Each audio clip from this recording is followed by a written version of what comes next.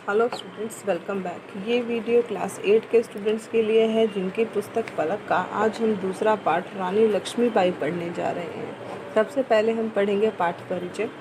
प्रस्तुत कहानी में रानी लक्ष्मीबाई की वीरता और देश प्रेम को दर्शाया गया है।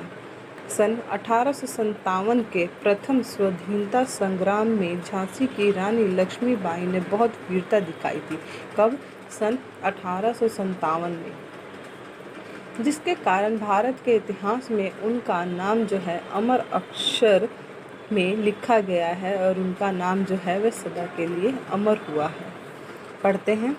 अंग्रेज़ों ने छल बल से भारत को गुलाम बनाकर जब मनमाना जुल्म शुरू किया तो सन 1857 ईस्वी में विद्रोह हो गया। जगह जगह सैनिकों और राजाओं ने अंग्रेज़ों की नाक में दम कर दिया। अनेक स्थानों पर महीनों तक अंग्रेजी सरकार का नामो निशान न रहा। अंग्रेज़ों को नाको चने चबाने वालों में एक थी झांसी की रानी लक्ष्मीबाई, जो जीते जी अंग्रेज़ों के हाथ न लगी। लक्ष्मीबाई के बचपन का नाम मणिकर्णिका था। उनके पिता का नाम मनोहरपंत और माता का नाम भागीरथी बाई था। सभी इन्हें मनु कहते थे। मोरोपंत मराठा पेशवा बाजीराव के दरबार में कानपुर में रहते थे। छोटी मनु को बाजीराव बहुत दुलार करते थे और उनकी आज्ञा थी कि मनु को उनकी संतान नाना साहब के साथ ही अस्त्र शस्त्र की शिक्षा दी जाए। किसने कहा था? बाजीराव ने, कि मनु को जो है वह बाजीराव की संतान नाना साहब के साथ ही अस्त्र शस्त्र की शिक्षा जो है वह दी जाए। मनु बहादुर थी और तलवार चलाना तथा घुड़सवारी उसे बहुत पसंद थी। एक बार बाजी लगाने पर मनु नाना साहब के भी आगे अपना घोड़ा दौड़ा ले गई। मनु सियानी होने लगी।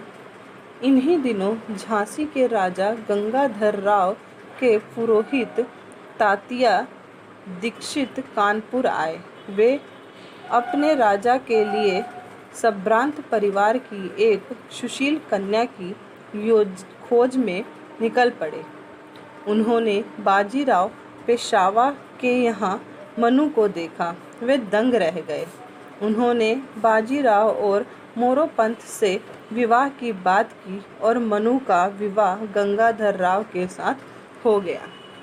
मनु रानी बनकर झांसी आ गई। यहाँ राजा ने मनु का नाम लक्ष्मीबाई रखा। मनु का नाम लक्ष्मीबाई किसने रखा था? गंगाधर राव ने। कुछ समय बाद लक्ष्मीबाई ने एक पुत्र को जन्म दिया, किंतु 3 महीने बाद ही वह चल बसा। गंगाधर राव यह दुख सहन न कर सके। वे सन 1853 ईस्वी में बीमार पड़े और अंततः संसार छोड़ चले। किंतु मरने से पहले उन्होंने एक बच्चे को गोद ले लिया, जिसका नाम रखा गया दामोदर राव। अंग्रेज सरकार के लिए झांसी को अपने अधीन करने का सुनहरा मौका जो था वह उन्हें मिल गया। संतानहीन राजा के मरने पर कंपनी ने राज्य को अपने अधीन करने का नियम बनाया था।